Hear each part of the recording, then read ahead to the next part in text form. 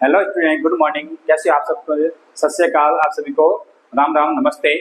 आज अपन chapter second के acid base साल के पार्ट नंबर 4 के बारे में बात करने वाले हैं।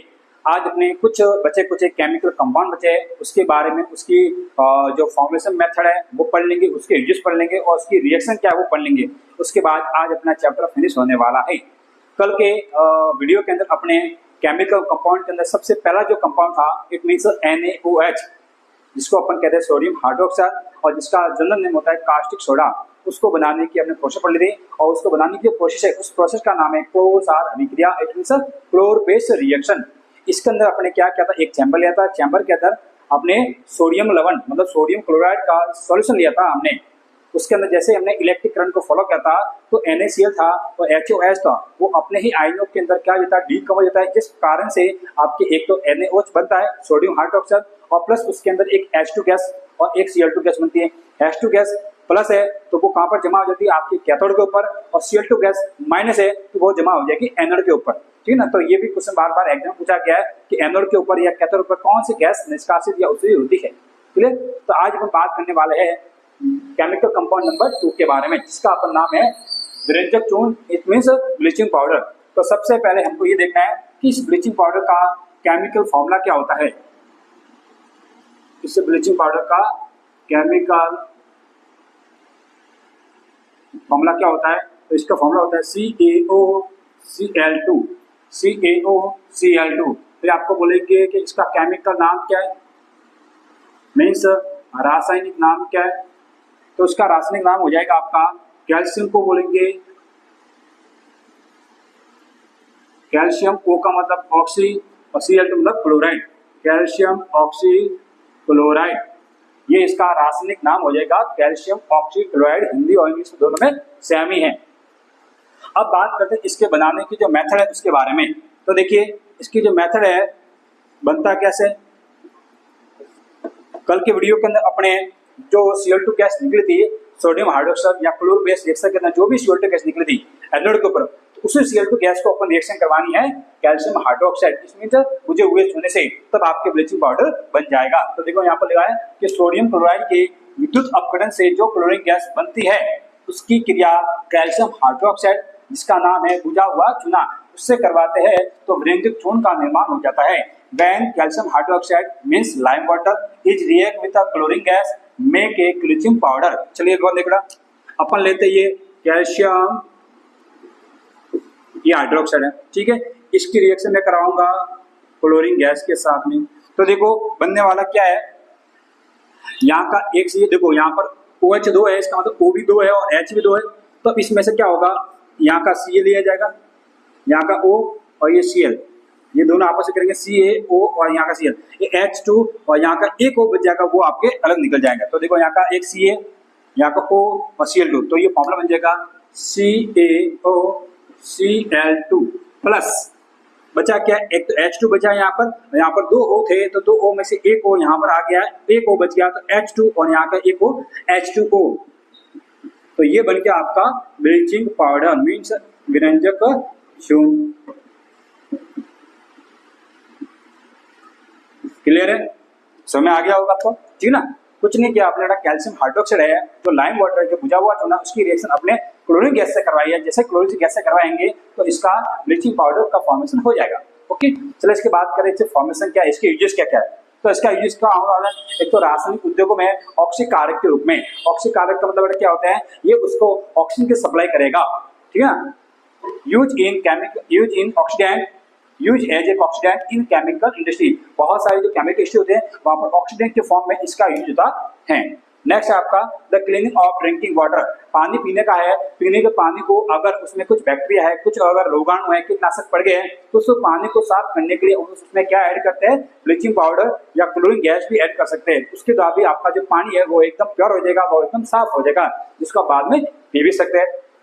नेक्स्ट है यूज ब्लीचिंग इन पेपर टेक्सटाइल इंडस्ट्री, आपको पता है कागज वगैरह है, आपके कपड़े वगैरह है, उसके अंदर भी इसका ब्लीचिंग के अंदर यूज होता है। अब आप सोचिए उसके अंदर सब ब्लीचिंग का काम क्या है, देखो ब्लीचिंग का काम ही क्या है, ब्लीच करना, ब्लीच का मतलब रंग उड़ाना, जो नाम लिखा ना विरंजक, रंज को उड़ाना, मतलब रंग को उड़ाने वाला पाउडर, उसको अपन कहेंगे विरंजक, ठीक है ना। तो बहुत सारी क्रीम भी आती है, जैसे आपको पता ना ये फेम आती है, वो उसके अंदर भी ब्लीचिंग आती है। लड़के अपने चेहरे या लड़के अपने चेहरे पर भी ब्लीच करते हैं। ब्लीच का मतलब क्या होता है, आपके चेहरे के ऊपर या आपके जो हेयर है, इसका जो मेन कलर है वो वहां से रिमूव हो जाएगा और उसके ऊपर दूसरा कलर आ जाएगा। तो ब्लीच करने का मतलब क्या है, ब्लीच कर दिया, इसका मतलब वहां से अपने वो रंग उड़ा दिया, क्लियर ना। चलिए अब हम बात करेंगे बेकिंग सोडा के बारे में, ठीक है ना। तो देखिए बेकिंग सोडा जो होता है, सबसे पहले बात करेंगे इसका जो केमिकल फॉर्मूला है वो क्या होता है। तो बेकिंग सोडा का जो केमिकल फॉर्मूला होता है उसका है NaCO3। क्या होता है, NaHCO3। अब इसका नाम क्या होगा, नाम इससे निकलेगा। देखो Na का मतलब क्या होता है, सोडियम, हिंदी के अंदर साथ लिखना है। H का मतलब क्या होता है, हाइड्रोजन,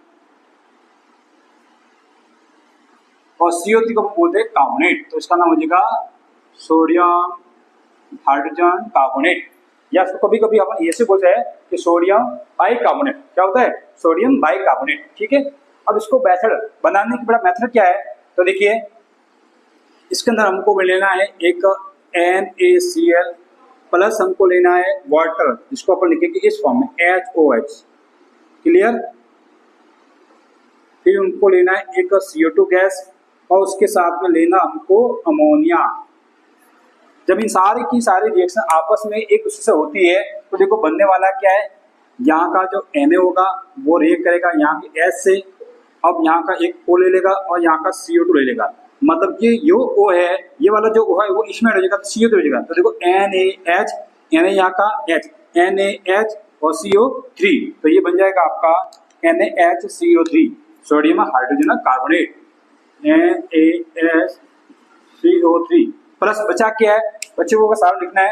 अब देखो NH4 है, NH3 है और यहाँ का एक NH, H मिल गया तो NH4 हो गया और यहाँ का एक Cl, तो ये बन जाएगा आपका NH4Cl। तो इसको तो अपन कहते हैं बेकिंग सोडा। तो ये जो बना इसका नाम है अमोनियम क्लोराइड।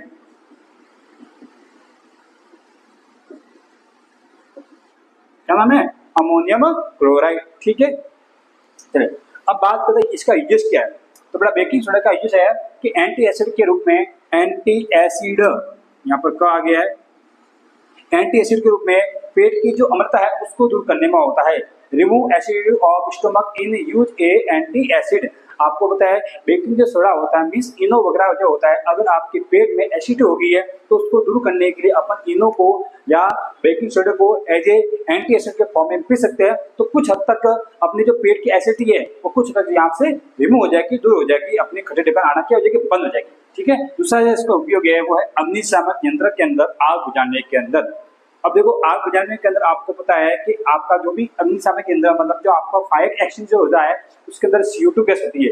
जैसे अपन किसी फायर के ऊपर जैसे उसको CO2 गैस को अपन फॉलो करते हैं तो CO2 गैस उसके ऊपर एक कवर मतलब ब्लैंकेट के रूप में उसके ऊपर उसको ढक लेते हैं, जिसके कारण उस फायर का आपके ऑक्सीजन से कांटेक्ट ब्रेक हो जाता है और जैसे उसका कांटेक्ट ऑक्सीजन से ब्रेक हो जाएगा तो आग अपने आप ही बुझ जाएगी। तो देखो इस बेकिंग पाउडर के अंदर CO2 गैस भी होता है और ये पाउडर फॉर्म में होता है। तो जैसे इसको हम आग के ऊपर डालेंगे तो ये भी आग के ऊपर एक कवर के रूप में इसको पूरा पैक कर लेता है, जिसके ऊपर आग से उसका या आग का उस ऑक्सीजन से कांटेक्ट टूट जाएगा तो आपकी आग भी इसके बुझाने के अंदर इसका यूज है।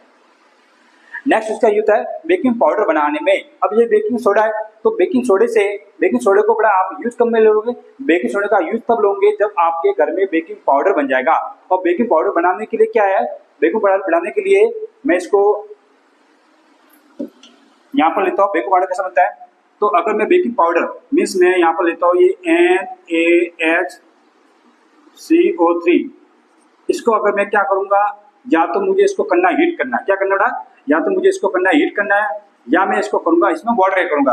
तो जैसे इसको मैं हीट करता हूँ या वाटर ऐड करूंगा तो देखो क्या बनने वाला है, यहाँ का Na भी कितना है 2, H भी कितना है 2 और CO2 भी कितना है 2। तो अब यहाँ से जैसे इसको हीट करूंगा, हीट करने से यहाँ पर Na तो 2 और देखो Na 2 और CO3 1 है, तो इसमें से Na तो 2 पूरा कैसा आ जाए और CO2 2 है, 2 CO3 में से एक CO3 यहाँ आ जाएगा Na2CO3 आ गया। अब यहाँ बचा क्या है, एक तो CO3 बचा हुआ, 2 H बचे हुए, तो CO3 कंपाउंड कुछ होता नहीं है तो निकलेगा कैसे, तो CO3 में से CO2 निकलेगा, क्या निकलेगा CO2 निकलेगा। अब CO2 निकल गया तो यहाँ पर एक ऑक्सीजन बच गई, यहाँ की एक ऑक्सीजन और यहाँ की 2 H, तो ये बन जाएगी H2O। क्या बन जाएगी? H2O। तो देखो बेटा यहाँ पर ये जो कार्बन डाइऑक्साइड गैस बनी है, जैसे हमने बेकिंग सोडा को क्या किया, हिट किया, तो हिट करने से यहाँ पर जो कार्बन गैस आपको जो बन रही है, तो जैसे इसको, जैसे मान लो अपनी इडली बना रही है, केक बना रहे हैं, कुछ भी बना रहे हैं, उसके अंदर हमने बेकिंग सोडा डाल दिया है, तो जैसे उसको डालने के बाद उसको हम हीट करेंगे तो आपको पता है उसमें से कार्बन डाइऑक्साइड गैस है उस सॉल्यूशन में से, उस डलप में से निकलने लगती है। जैसे उसमें से निकलेगी तो उसमें से कुछ छोटे छोटे पोर हो जाएंगे, छोटे छोटे छिद्र हो जाएंगे, और इसके कारण वो बन जाएगा आपका मुलायम, वो बन जाएगा आपका स्पॉन्जी। क्लियर ना? तो देखो आपको पता है जैसा केक वगैरह है वो स्पॉन्जी कैसे बनते हैं, तो उसमें हम ऐड करते हैं बेकिंग सोडा, और जैसे उसको हीट करते हैं तो CO2 गैस जहां जहां से निकलेंगे वहां पर छोटे छोटे छेद पड़ जाएंगे, और छोटे छोटे छेद पड़ने के कारण वो बन जाता है आपका स्पॉन्जी। तो देखो मैंने लिखा है कि जब बेकिंग सोडा को गर्म या उसमें जल मिलाते हैं तो उससे निर्मित CO2 गैस के कारण पाव, ब्रेड, केक फूल जाते हैं और कैसे हो जाता है, मुलायम हो जाते हैं।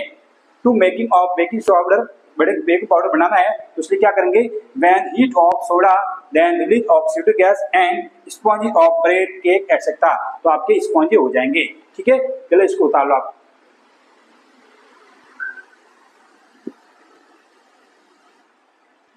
तो देखिए अब बात करते हैं अपन धोने के सोडे में के बारे में, इट मीन्स वॉशिंग का सोडा। तो देखिए सबसे पहले देखना है हमको कि केमिकल इसका फॉर्मूला क्या होता है। तो जो वॉशिंग सोडा है इसका जो फॉर्मूला होता है वो होता है Na2CO3.10H2O। मतलब आपको इसके पीछे जो दिख रहा है 10H2O, ये बेटा इसके क्या है, ये इसके क्रिस्टलन जल के अणु की संख्या है। क्रिस्टलन जल के अणु की संख्या, इसको कहते हैं क्रिस्टलाइन वाटर मॉलिक्यूल। ठीक है ना? अगर आपको पूछे कि बताइए जो वॉशिंग सोडा है उसमें क्रिस्टल जल के अणु की संख्या कितनी है या क्रिस्टलाइन वाटर मॉलिक्यूल की संख्या कितनी है, तो आपको साफ दिख रहा है 10 है। कितने तक? 10 है। ऐसे बहुत सारे और भी होते हैं, मैं आपको दिखाऊंगा। सबसे अब तो इसके बारे में पढ़ते हैं इसका केमिकल नेम क्या है। तो इसका केमिकल नेम क्या था, सोडियम और CO2 को बोलते हैं अपन कार्बोनेट। तो इसका केमिकल नेम हो जाएगा, इसका केमिकल नेम हो जाएगा sodium carbonate. Sodium carbonate, Hindi में इसका नाम ऐसे का ऐसे ही। ठीक है, अब बात करते हैं इसके प्रिपरेशन मेथड, इसको बनाने की विधि क्या है। तो देखिए मैंने बताया था इसको, आपको जस्ट अभी बताया था कि अपन ने जब NaSCO3 जब अपने बेकिंग सोडे को अपने क्या किया था, बेकिंग सोडे को हमने किया था हीट। क्या किया था?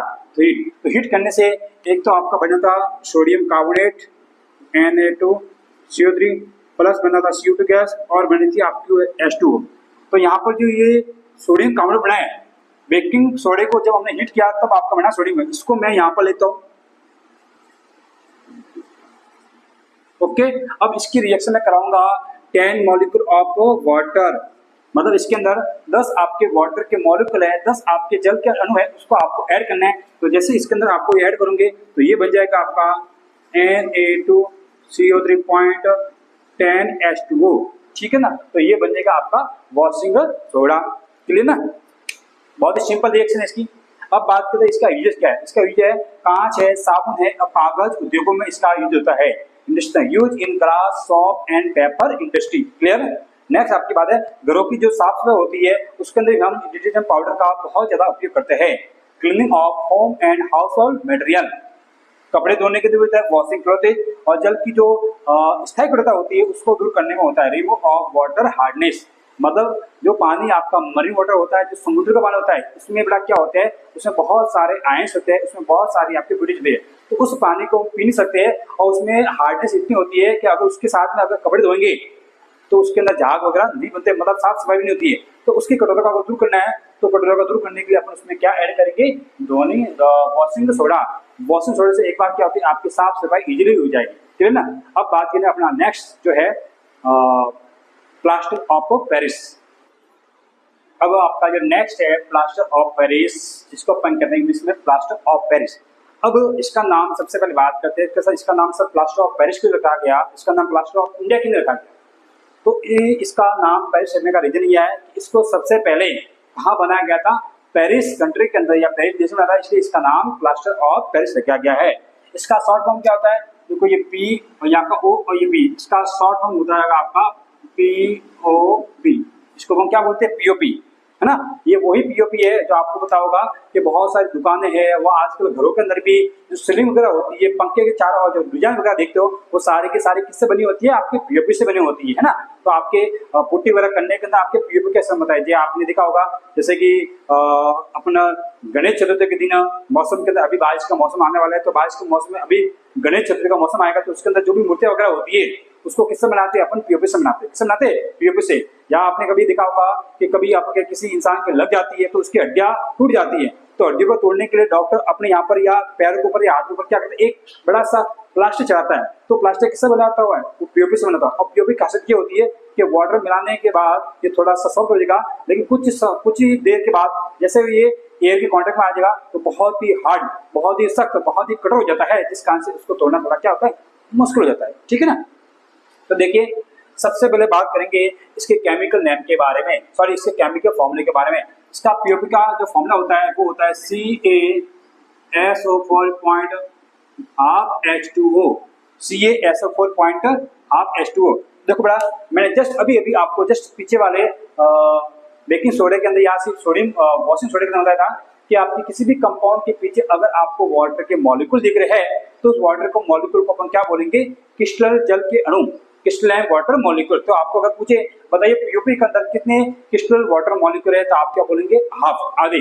ठीक है ना। लेकिन आपको अगर पूछे जिप्सम में कितने, तो जिप्सम में होते 2, मैं भी आपको बताऊंगा।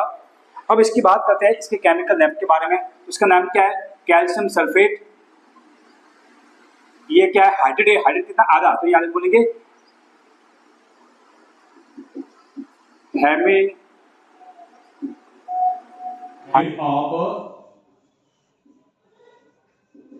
Calcium sulphate. ठीक है, तो ये कैल्शियम सल्फेट का आपका अर्ध हाइड्रेट है।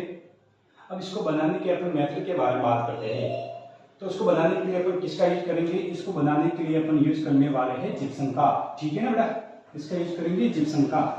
तो देखो जिप्सम को यूज कैसे करेंगे, जिप्सम जो होता है उसका फॉर्मूला होता है CaSO4.2 टाइम्स ऑफ H2O। इसका जो फॉर्मूला होता है कैल्शियम सल्फेट और साथ में आपके H2O के कितने मॉलिक्यूल है, आपके 2। अगर आपको पूछे कि बताइए जिप्सम के अंदर क्रिस्टल जल के अणु की संख्या कितनी है, तो आपको बोलना है 2। क्रिस्टल वाटर मॉलिक्यूल के नंबर कितना, 2 है आपको दिया है। अगर मैं इस मॉलिक्यूल को जिप्सम को, मैंने क्या लिया है, ये मैंने लिया है जिप्सम। ठीक है ना। जिप्सम को मैं क्या करूंगा, हीट करूंगा लगभग 373 केल्विन के ऊपर। जब इतना इसको हीट करूंगा तो इसमें आपके वाटर के जो 2 मॉलिक्यूल दिख रहे हैं वो आपको इवापोरेट होकर के उड़ जाएंगे और यहाँ पर बच जाएगा आपका सिर्फ आधा H2O, calcium sulphate point half H2O। तो ये बन जाएगा आपका POP। ठीक है ना। इस प्रकार से POP को बनाने की मतलब है, तो आपको बोलना इसके साथ सिंपल सा है कि POP बनता कैसे, जिप्सम के। जब जिप्सम को आपके 373 केल्विन के ऊपर आप हीट करते हैं तो हीट करने से इसके अंदर जो वाटर मॉलिक्यूल होंगे वो आपके रिमूव हो जाएंगे और आपका बन जाएगा POP। नेक्स्ट इसकी यूजेस के बारे में पढ़ते हैं। तो इसका यूज आपको मैंने बता दिया है कि आपके बहुत सारे खिलौने हैं, मूर्तियां है ना, उसको बनाने के लिए होता है मेकिंग ऑफ टॉय, टिश्यू, सजावटी सामान है बेटा। वो भी अगर अपने घर में कोई गमला वगैरह है, अगर वो टूट गया है तो उसको वापस से इसका चिकना करना है। जैसे मान लो अपनी घर की दीवार ही है, तो आप लोग घर की दीवार में सीमेंट हो जाने के बाद, प्लास्टर हो जाने के बाद उसको स्मूथ करने के लिए क्या करते हैं, पुट्टी करते हैं। तो पुट्टी जो क्या है, वो पुट्टी आपकी POP है। ठीक ना, जो आपकी थोड़ी सी पिघल जाएगी, लेकिन उसको अगर वो जैसे वाटर का कांटेक्ट में आएगी तो आपकी बहुत ही हार्ड हो जाती है। नेक्स्ट, डॉक्टर द्वारा जो टूटी हुई हड्डी है उसको जोड़ने में प्लास्टर के फॉर्म में इसका यूज होता है। ठीक है ना। तो बाय बाय, आज अपना ये चैप्टर नंबर 2 एसिड बेस और सॉल्ट फिनिश होता है। आज के लिए इतना ही, बाय बाय, टेक केयर। अपन नेक्स्ट वीडियो के अंदर मिलेंगे चैप्टर 3 को लेकर। ओके।